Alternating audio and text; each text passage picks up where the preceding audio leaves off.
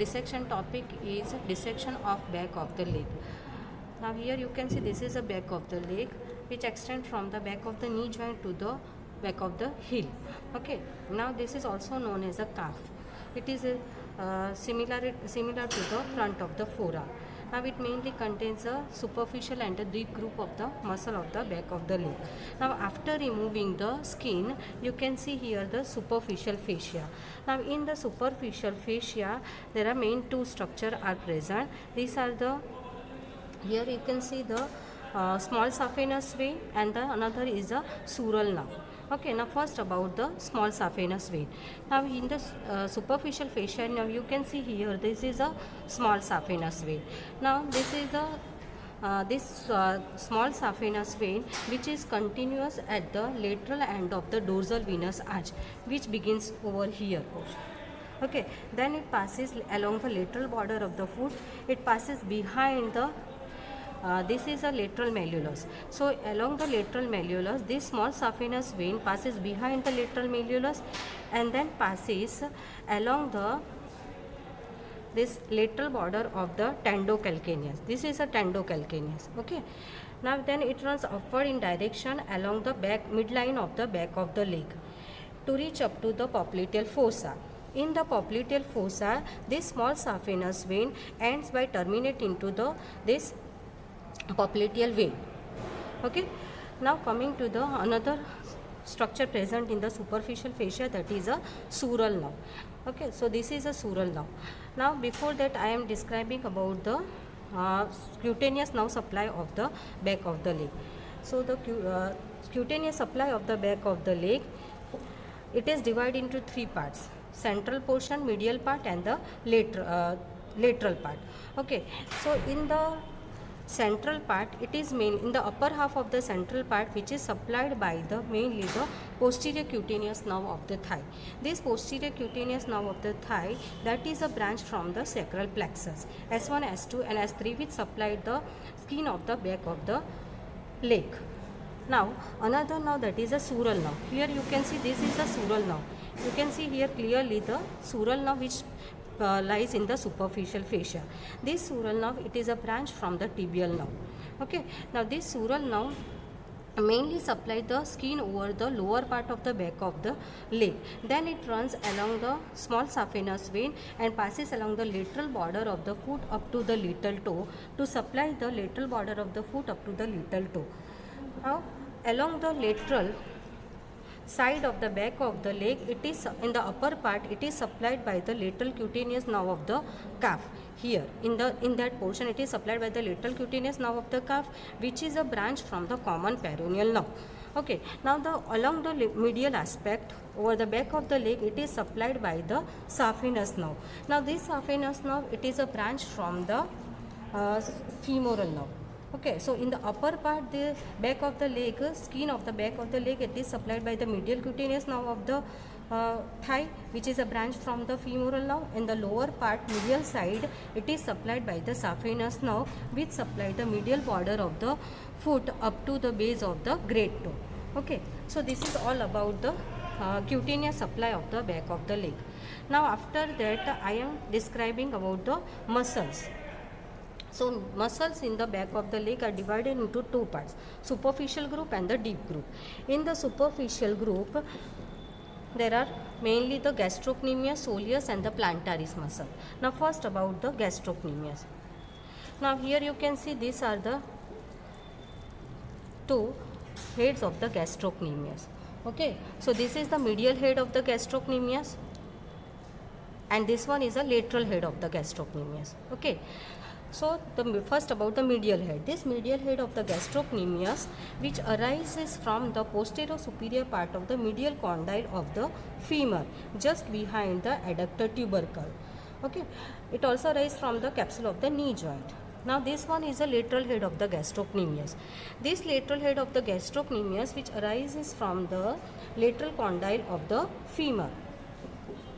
In the lower part, both the heads, this is the bailey of the gastrocnemius. In the lower part, they fuses along with the soleus muscle. Below, this is the soleus muscle. Okay. This one is a soleus muscle.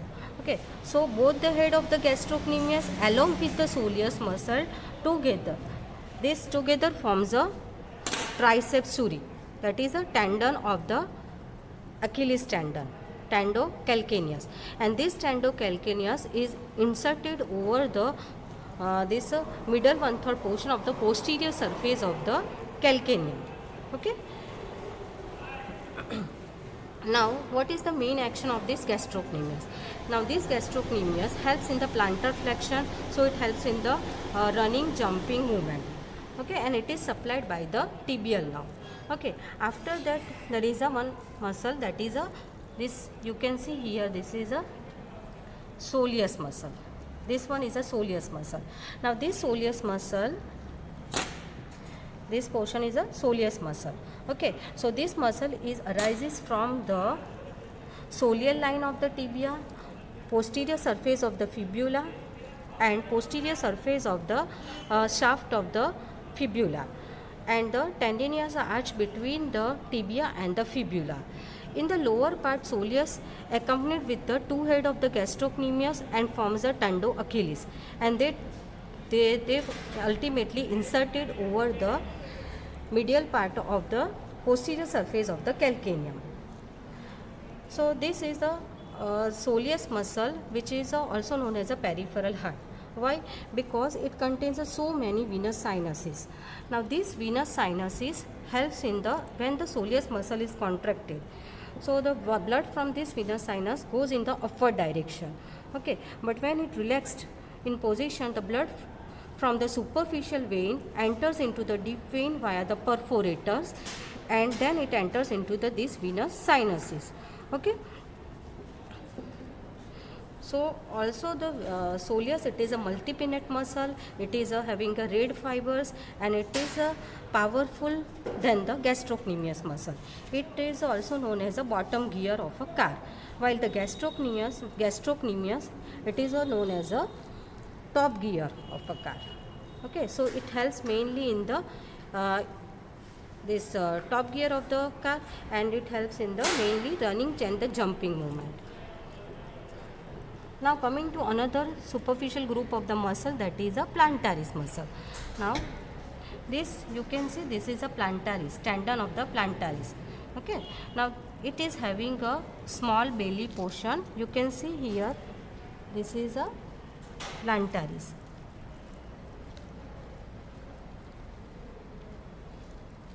One minute.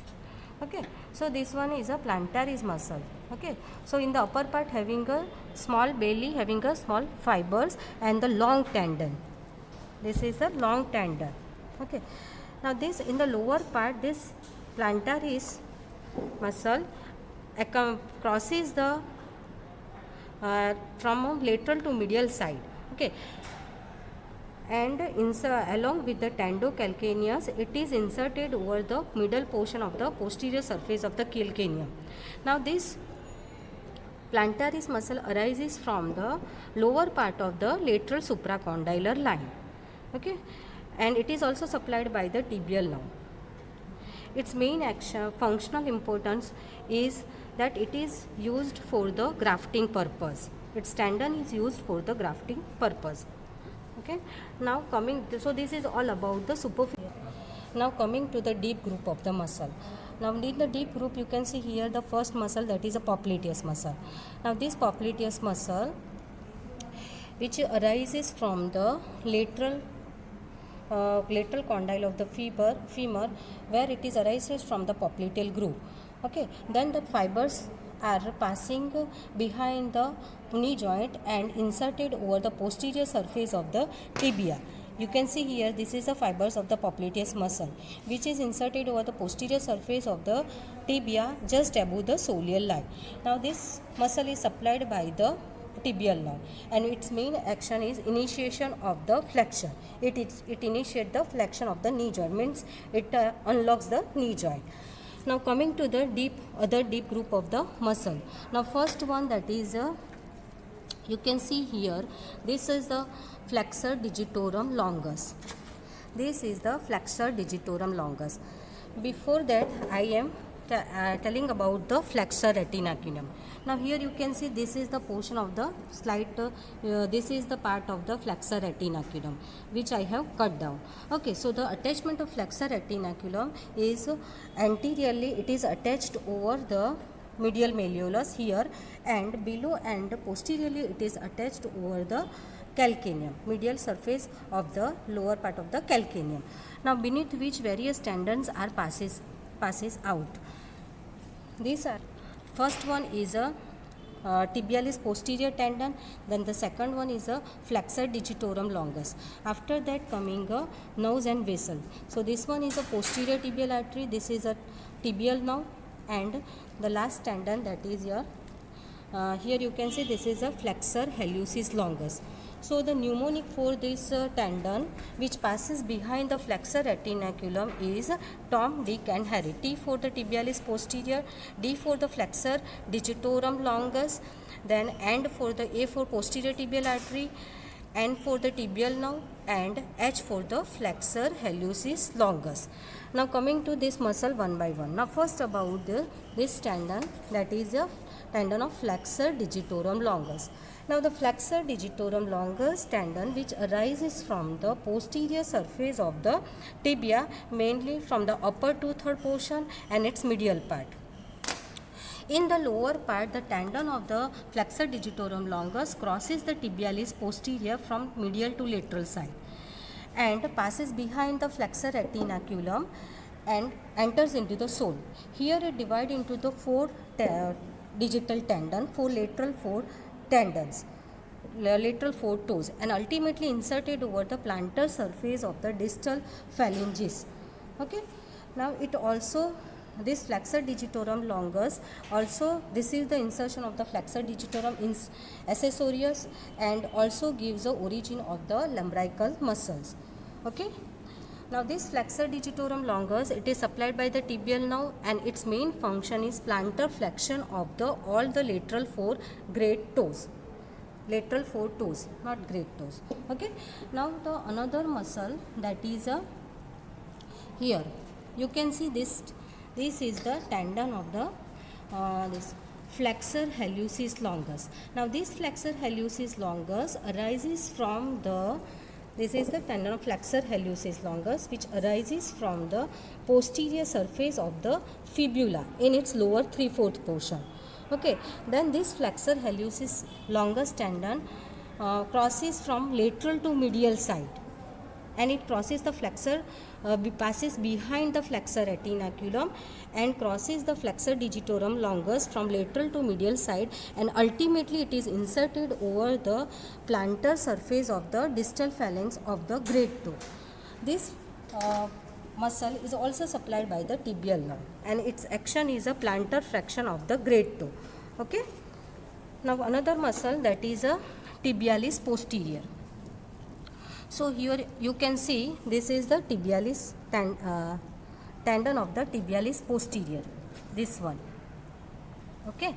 So this tibialis posterior which arises from the posterior surface of the, this is a tibialis posterior, okay, which arises from the upper 2/3 of the posterior surface of the tibia, mainly from its lateral part, also arises from the posterior surface of the fibula and tendinous arch between the tibia and fibula. Now this tibialis posterior also passes beneath the flexor retinaculum and then it is inserted over the tuberosity of the navicular bone. Okay, it also arises, also inserted over the tuberosity of the navicular bone plus all the tarsal bone except thallus and first and fifth metatarsal bone. Okay, so this tibialis posterior, it is also supplied by the tibial nerve and its main action is plantar flexion of the ankle joint and inversion of the foot at the subtalar joint. So this is all about the deep muscle of the back of the leg. Now coming to the vessels. Now this is this artery which is known as a posterior tibial artery.